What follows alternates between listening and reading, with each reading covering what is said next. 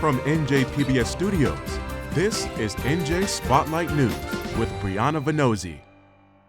Good evening and thanks for joining us on this Thursday night. I'm Brianna Vannozzi. Tonight, a few stories we're digging into later in the broadcast. As a historic sex abuse trial kicks off against private prep school Delbarton, we talk with one survivor from the school about his story and his take on the new lawsuit. Then all this week, back to school, we talk about how some districts are dealing with a shortage of teachers in the classroom. And later, microbetting is gaining popularity, but we'll tell you why mental health experts are sounding the alarm on this trend.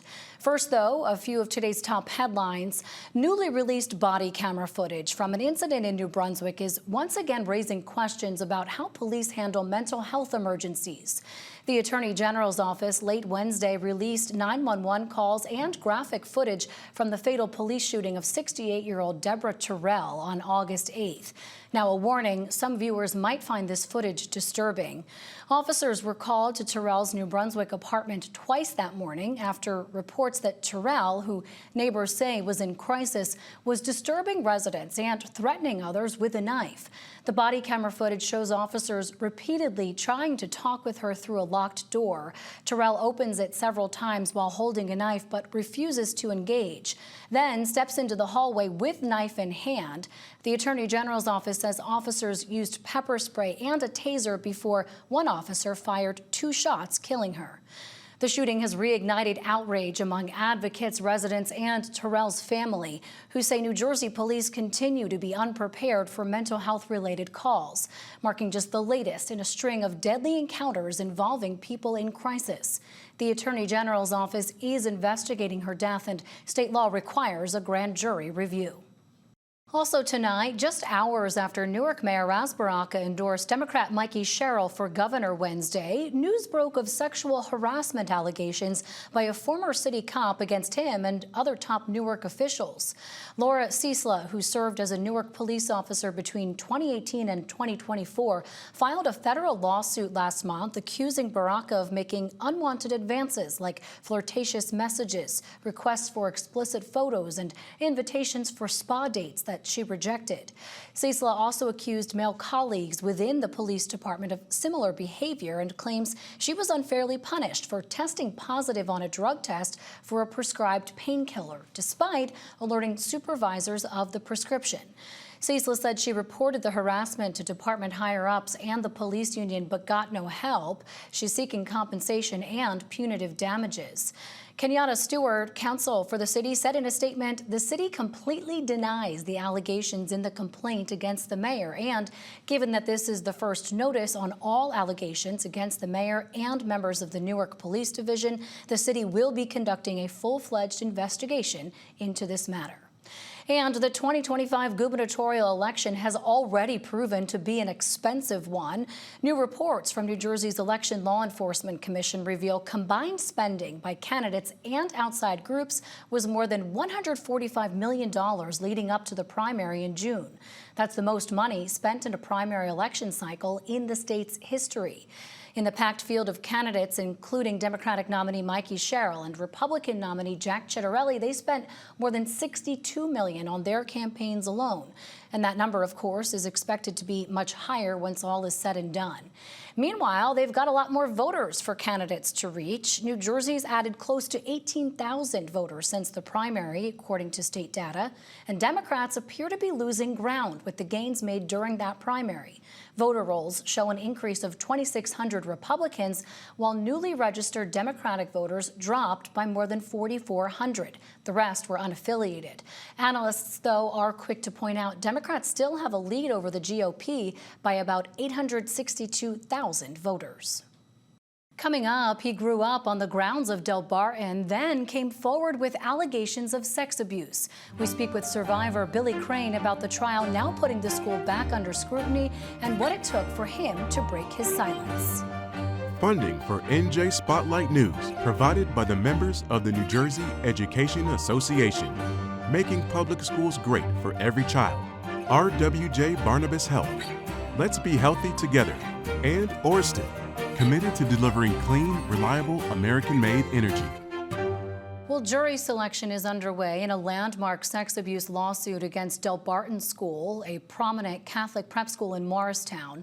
The case, filed by a former student known only as TM, accuses Benedictine monk Father Richard Lott of sexually abusing him as a child in the 1970s. It's the first civil sex abuse case against the Catholic Church in New Jersey to go to trial, but it's not the first time the school has been in the spotlight for abuse allegations.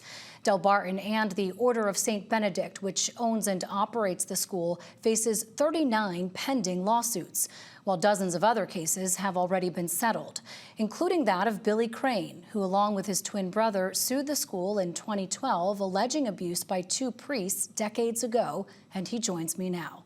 Billy, first of all, thank you so much for coming on the show and for being willing to share your story, as I know you've done many times. What made you and your brother get to that decision? Why did you decide at that moment to come forward?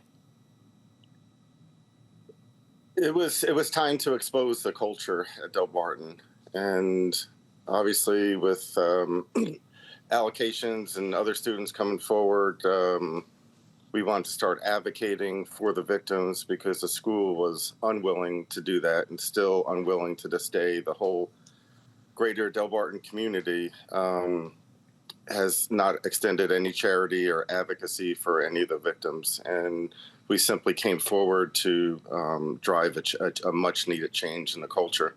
Yeah, I mean, I know you mentioned that there were others, but at what point did you realize that you weren't alone, that there was, as you call it, a culture, this culture of abuse at this school?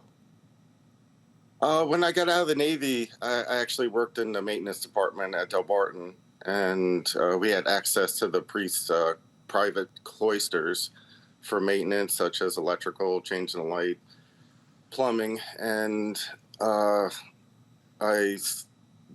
rooms were filled with pornography and women's lingerie, and it stirred up emotion with me, and realized that it hadn't changed. So this is what happened to me when I was age 10 and 11 at the school, living on the grounds when my dad was a teacher there. Yeah, I mean, it was really like a second home for your family. No, this was a place It really was. Yeah. And it was family there. So that's and we remained family until we came forward.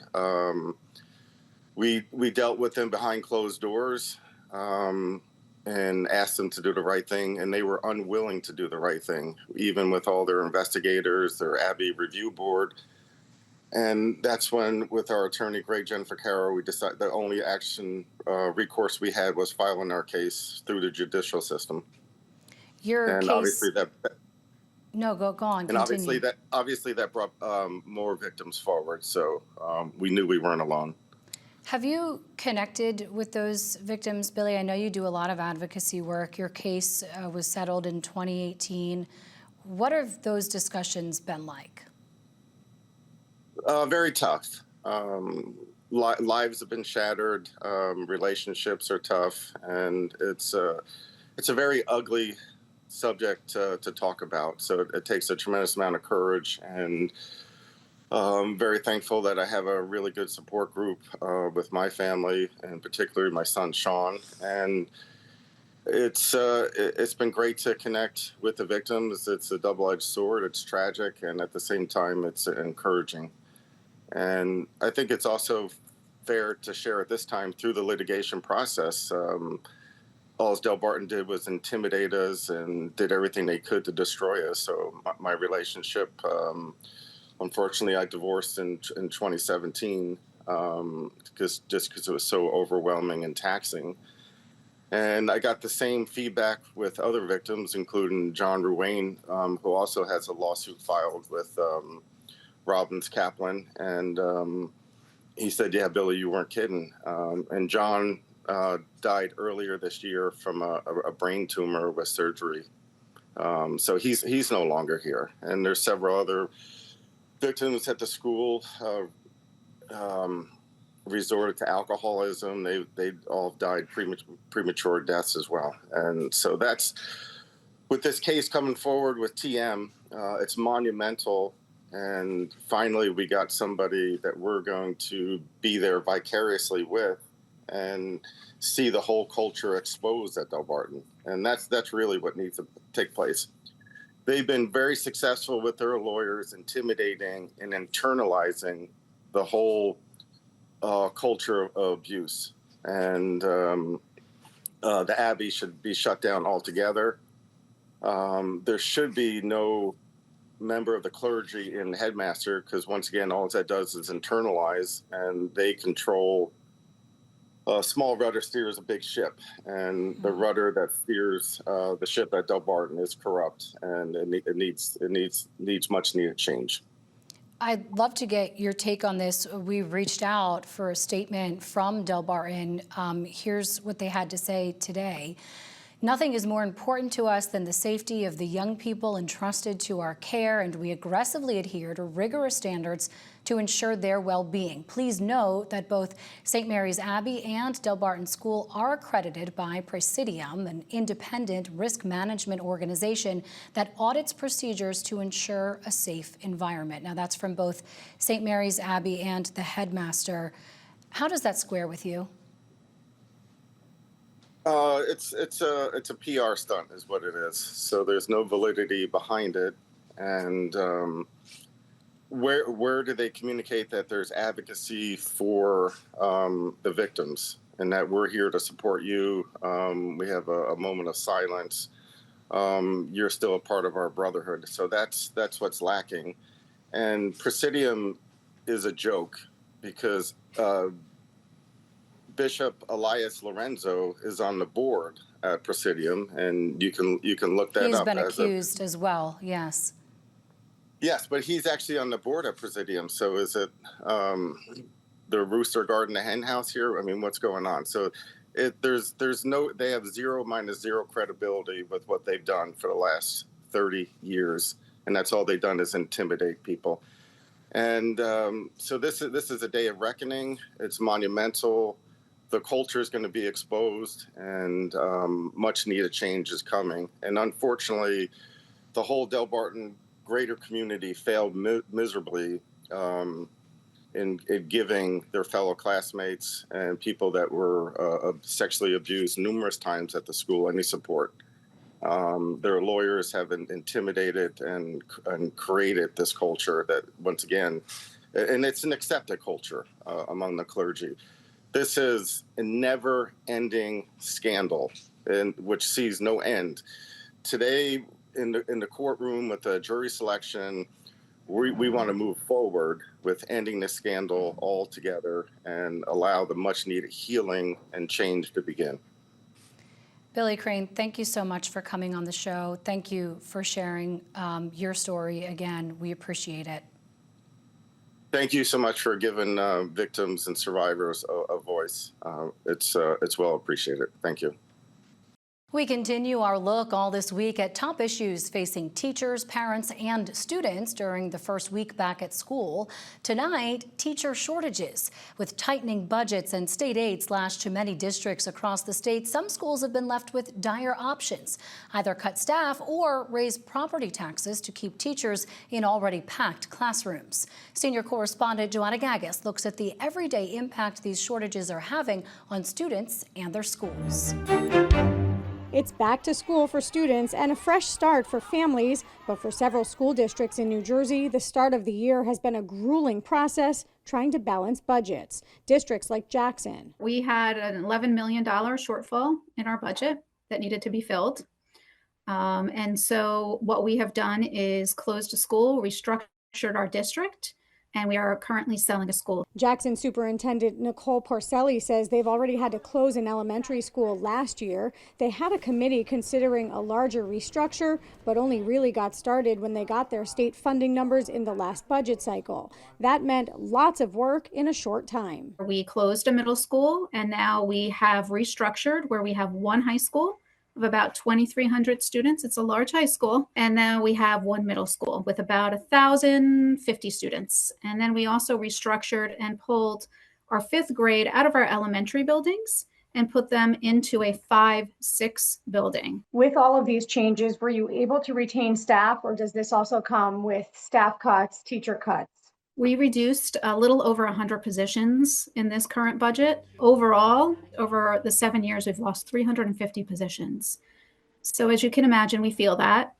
We have a lot of people doing a lot more work, but we have not had to lose any programs this year. Camden Public Schools are dealing with a $91 million deficit this year that led outgoing Superintendent Katrina McCombs to cut more than 100 staff positions, explains Rancha Dickerson, Executive Director of the Camden Parents and Students Union. She just finished her time as a superintendent by laying off over 117 staff. Now, in that staff, my Lord, she laid off all the supports that we have inside the school. So climate and culture people, family operations coordinators, attendance officers, certain security officers, they're all gone. Her remedy to building back that deficit was to lay off those teachers, merge schools into different buildings, and then reduce staff in other buildings. So it turned the district upside down. Dickerson says the One Camden enrollment program has pushed kids away from traditional public schools toward Renaissance schools, leading to state funding declines. But Camden schools are under state control, and she blames the state for not addressing the shortfall earlier. We should never be in a situation where we're looking at a budget deficit if the state was here monitoring how the money was being spent. So this seems like it's manufactured misery to a community that's suffering right now with losing its entire support staff across the district. But it's not all bad news. In fact, some districts that have faced year-over-year budget shortfalls are finally feeling right-sized. For the first time, we're feeling very positive that we can focus on kids and programs and supports. Even though it's bare bones, I feel like I'm not filling in a hole anymore. Even though they got there on the backs of their taxpayers. We ultimately ended up with an 18% tax levy increase. And I think, you're talking about any tax increase, it makes for difficult conversations in the community. In Plainfield, that 18% increase fell short of the 36% they needed to fill their budget hole. The nearly 20% gap meant Superintendent Rashawn Hassan had to make some hard choices this year. Fortunately, it did not result in any reductions of staff.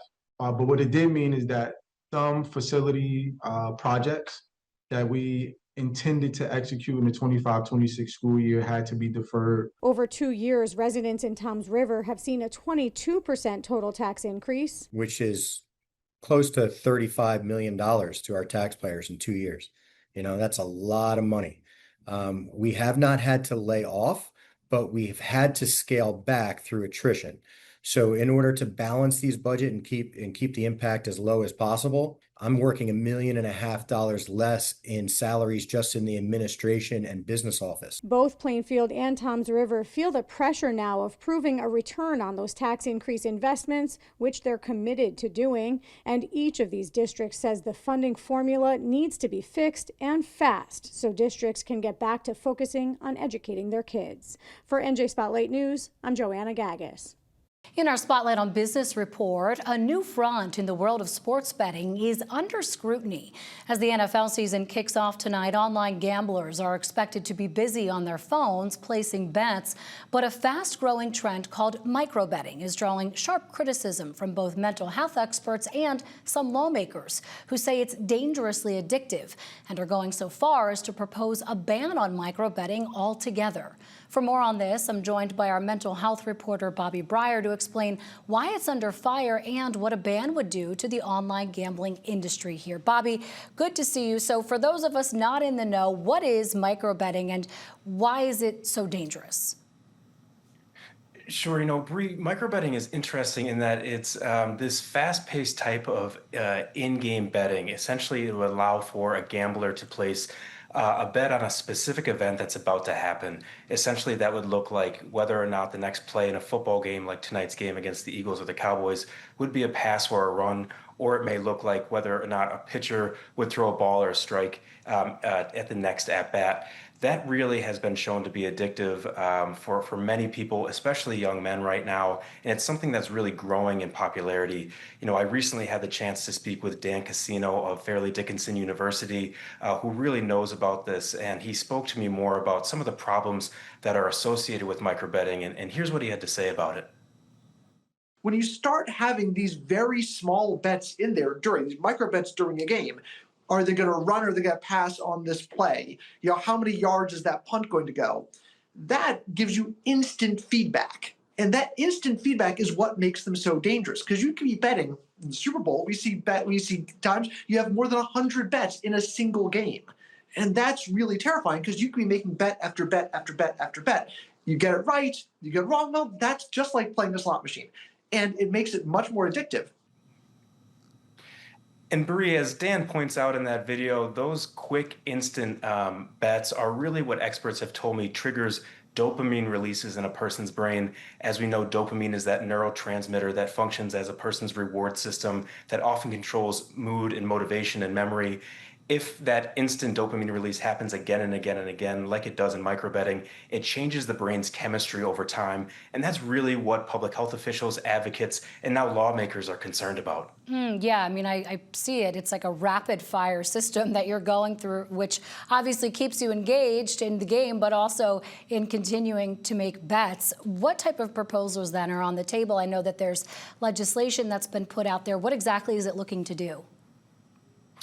Yeah, right now it's interesting. This is a bill that has been sponsored by Assemblyman Dan Hutchinson out of South Jersey. And essentially what this would allow for is for a complete ban on microbetting. So that would penalize sports books or people from placing or offering a specific wager on a microbet.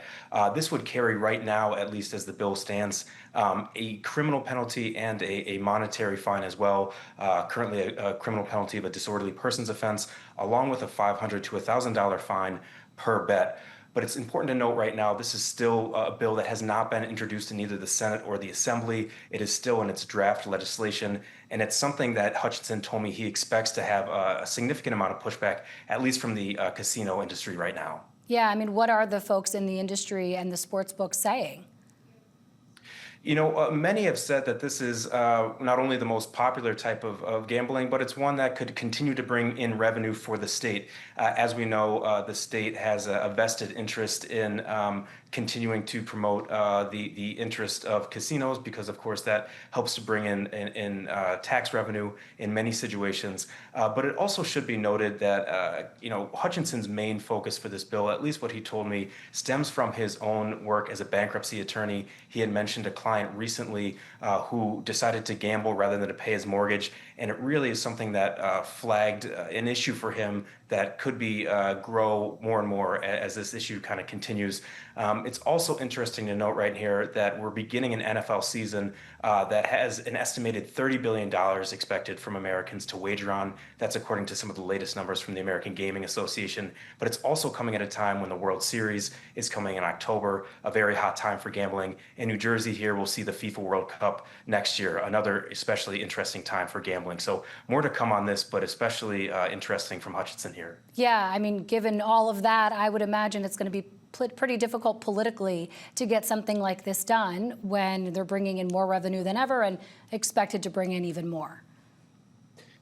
That's right, you know, and we're going to see this play out if it does get introduced and come up to a vote in either the Senate or Assembly. I imagine long-term hearings or discussions about revising this bill potentially, or also what other issues could come to the forefront before it actually gets to the governor's desk for a signature. So there's a long runway here before this bill would actually be signed into law, but an interesting development here that lawmakers have spotted as to the rise in microbetting and what many experts have called a serious public health concern. Bobby, great reporting as always. You can read Bobby's full story on this and more on our website, njspotlightnews.org. Thanks as always. Thank you, Bree. Support for the Business Report is provided by Riverview Jazz, presenting the Jersey City Latin Jazz Festival, September 5th through 6th.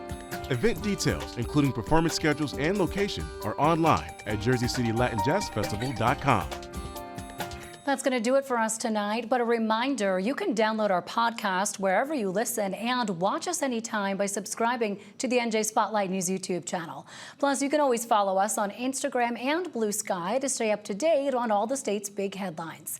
And if you want to help support the programming public media brings you and keep stations like this one thriving, head to njspotlightnews.org/donate.